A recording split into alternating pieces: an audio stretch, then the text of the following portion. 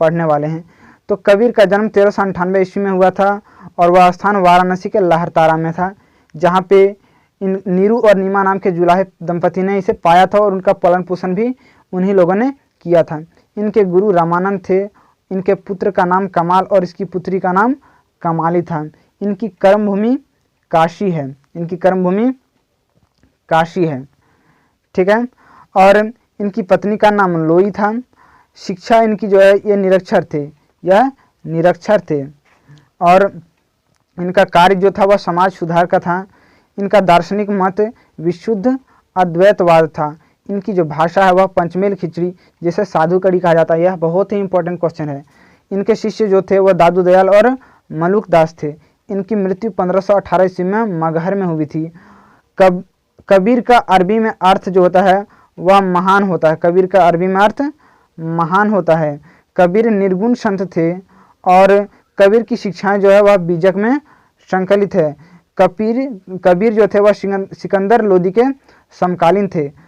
कबीर को फिरदौसी संत कहा जाता है। कबीर को फिरदौसी संत कहा जाता है। अबुल फजल ने कबीर को मुवाहिद अर्थात एकेश्वरवादी कहा है। संत होकर भी कबीर कभी गृह त्याग नहीं किए थे। यह बहुत ही इंपॉर्टेंट सवाल है। इन्होंने कभी गृह त्याग नहीं किया, अर्थात घर पारिवारिक जीवन इन्होंने जिया था। बीजक का संकलन धर्मदास ने किया था।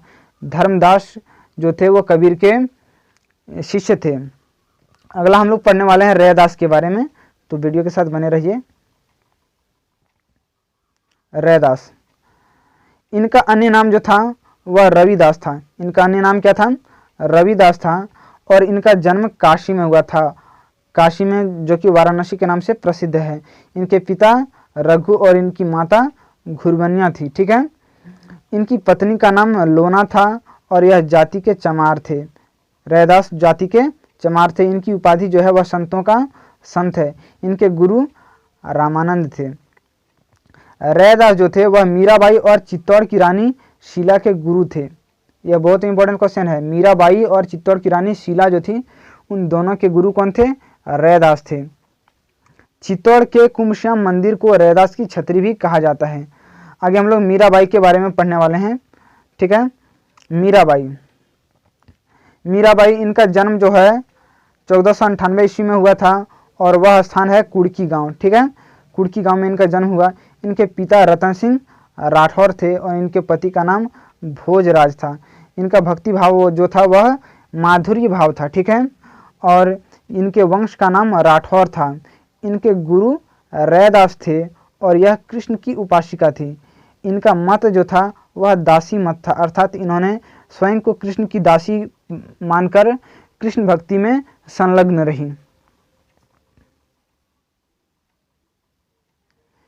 इनकी मृत्यु 1546 ईस्वी में होती है और वह स्थल द्वारिका है। इनकी बचपन का नाम जो था वह पैमल था। इन्होंने कई रचनाएं की हैं, ठीक है, कृष्ण भक्ति में, और उनमें से 4 प्रमुख को हम बताने वाले हैं।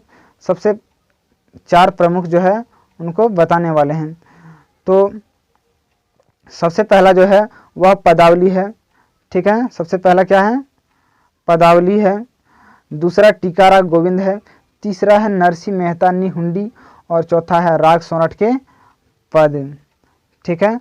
अब हम लोग आगे जो है दादू दयाल के बारे में पढ़ने वाले हैं। आखिर कौन थे दादू दयाल? दादू दयाल जो थे इनका जन्म 1544 ईस्वी में स्थान अहमदाबाद में हुआ था। इनका अहमदाबाद में जन्म हुआ था। इनका मूल नाम महाबली था और इनके गुरु कमाल थे।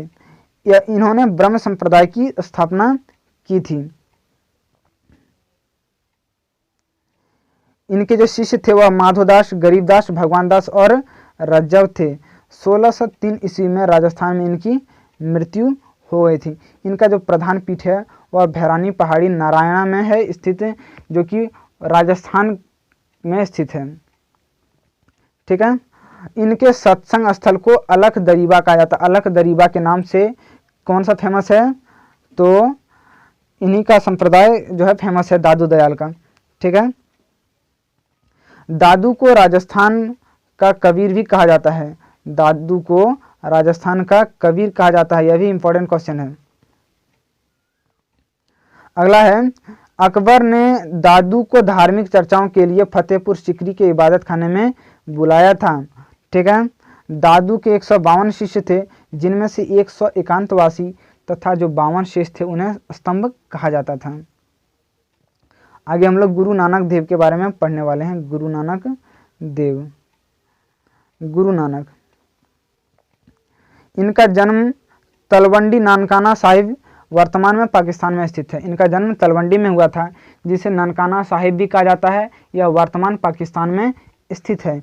इनके पिता कालूराम थे और इनकी माता तृप्ता थी। ठीक है, इनकी पत्नी का नाम सुलक्षणी था और इनके पुत्र जो था उनका नाम श्रीचंद था। इनको ज्ञान कालीवेन नदी के तट पर प्राप्त हुई थी और इनका जो मत था वह एकेश्वरवादी था, अर्थात ये एक ही ईश्वर के बारे में उन्हीं पर विश्वास करते थे। अगला है, इनकी मृत्यु 1538 ईस्वी में करतारपुर में हुई थी। ठीक है, और इनका जो शिष्य था उनका नाम मर्दाना था। इनका जो बल था वह महिला सशक्तिकरण पर था। इन्होंने महिला सशक्तिकरण पर बहुत ही ज़्यादा बल दिया था। धार्मिक कर्मकांडों का इन्होंने बहुत ज़्यादा विरोध किया था और मूर्ति पूजा, छुआछूत आदि का भी इन्होंने बहुत ज़्यादा विरोध। दोस्तों, हम लोग अगले वीडियो में मराठा धर्म के बारे में विस्तृत जानकारी प्राप्त करेंगे। वीडियो कैसा लगा? अगर अच्छा लगा तो वीडियो को लाइक कीजिए और चैनल को सब्सक्राइब कीजिए। Thank you.